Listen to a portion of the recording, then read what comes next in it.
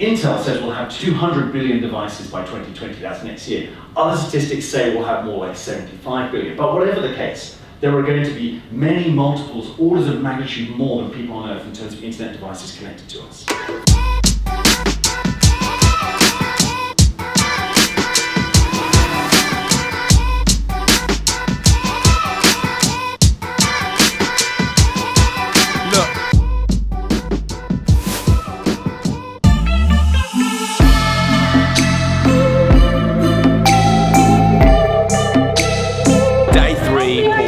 We've had fear, we've had feeling. What's in store today? Who knows? But we're about to find out. So stick with us and stay tuned.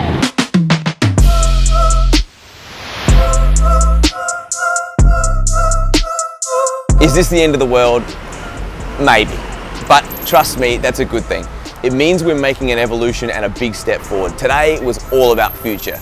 We kind of predicted this coming. The common thread was what we think is frightening is not so. If we follow our gut and keep moving forward, we'll be in a better place, and the future does look promising. Some of the key points that came out from the day was, in fact, while all the technology is moving forward and advancing really quickly, it's actually the resistance of the individuals that we face as a larger issue than anything else. The older and more established the leader, the harder it is because the more amount of unlearning they need to do. So they're going to be looking at you going, who the f*** are you?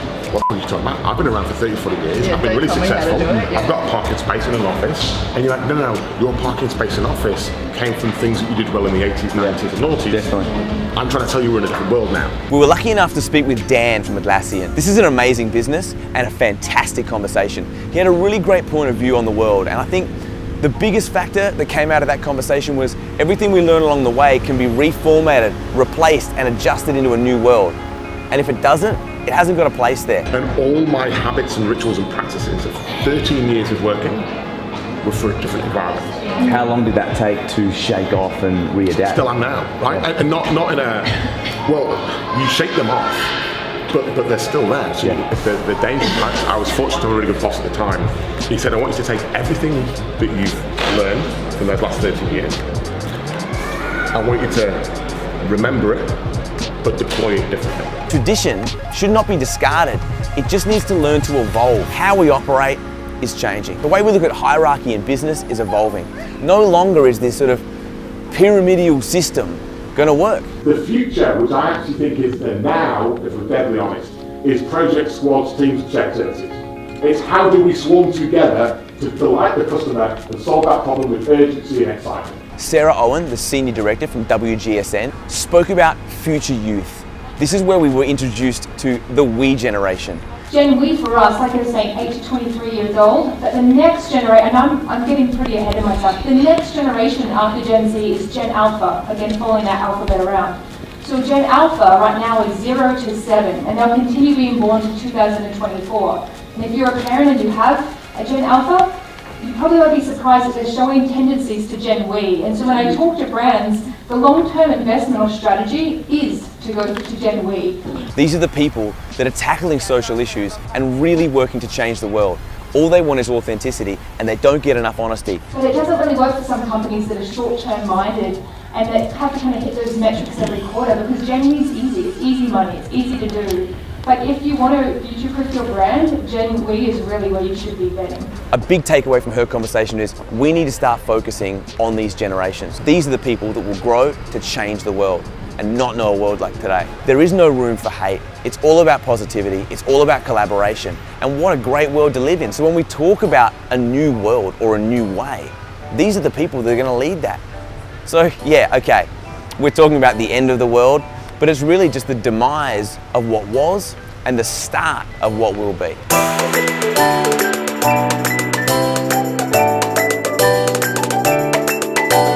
Allo, the UX director for YouTube advertising and Google, took us through his 5 Ps, the practical framework for leading teams. Process. It's the 4th P. It doesn't go first. One of the things I learned to appreciate is it's not all about the process. You can't start there. Just enough process to give it structure. We discussed the advancements in their tech, in their offering, like the YouTube Creator Suite, allows us to use machine learning and augmented reality and new tech to talk to individuals in their siloed environment, in their own categorization. One message doesn't work for everybody. In fact, one of the advertisers using that platform was able to deliver a single piece of creative with 1,700 different variants across different platforms in different ways. That's pretty heavy duty, and that's where we get to that microscopic, connect to the individual kind of conversation. It feels risky to invest resources in something that may not pay off. The inverse is actually more risky. You have to have some appetite for risk and some appetite to accept failure in order to make those kinds of investments pay off. The future in some areas is being fireproofed. What does that mean? It's like, well, you've seen so many fires, you must be able to reverse engineer what were the bad things that happened that created those fires. So go and work that out, go back to the first point and stop that from happening. I now have to build stuff today for tomorrow. So I'm no longer fixing problems. So the job of those people is to fireproof the future.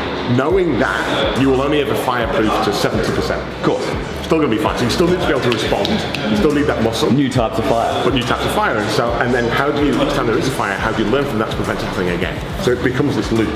Brands are starting to understand that things aren't forever. We've watched Netflix destroy Blockbuster and businesses like that. But they're not going to make the same mistake. They're going to evolve, they're going to move forward, and they're ready for whatever comes ahead. We're now building businesses that are evolution friendly. They're stronger. They've got their wits about them. Things are changing, we know that. But in so many areas, that's a really, really good thing. We're becoming more understanding of individualism. And diversity in the workplace, in industry, in everything, is now something that is not only to be accepted, it's a must to move forward. A really busy session discussed the future intimacy at work, how we work and where we work from. It's not a game of 9 to 5 anymore. This is a game of work-life balance. We've heard it all before, but that conversation will start to disappear now as we all uptake a new way of working. And that freedom comes with the challenge of how do I understand the discipline and the intimacy between me and my friends, me and my family, me and my colleagues, when many of them are the same person. A big topic of discussion today was mental health and how we handle that into the future. We did a survey to understand what benefits people had from working remotely, and the biggest one, the one we didn't expect, was that people with mental health issues felt far more comfortable working from home more often when they used to have to take days off as sick leave to deal with the challenges they were facing. We were lucky enough to have a fantastic conversation off camera with Ricardo Prada about their technology, their machine learning and how advanced it is, how far it's gone, how far it's going, but where those limitations are. And it's the uptake from individuals that really limits its growth. We didn't get too deep because he's a busy man with a lot of things to do, but that's a really interesting topic. We can advance really fast, but if we're not interested, where do we go from there? The energy is a little low now. It's been 3 days and you can't expect to be pumped and full of joy at this point because there is so much information to take in here. I really highly recommend next year stopping by, spending a couple of days and melting your brain, because on the other side of this, I know we'll be stronger for it. We've had a fantastic time here at Pause Fest and we're now on our way out of here, but I'd love to be back next year. What we've learned, who we've met and the conversations we've had along the way are something that we have certainly enjoyed and we've learned a hell of a lot from. So I'm hoping that you have taken something away from that journey. Does the future look frightening or fun? Fun, because we own it. Like, we need to just get off our asses and realise it's us. And this is the hardest bit, is people are waiting for someone else to do it. I think we're the most empowered we've ever been. I'm really excited because I have an inherent confidence in Australians. They have, if you back people, inform them, give them a chance, give them an opportunity, they'll take it. More fun, and that's it, all right? Like, I think we were just chatting about it before, but like coming to things like this, it makes me scared initially because it's like, shit, there's so much more we can do. But then I walk away going, right, now let's start doing it.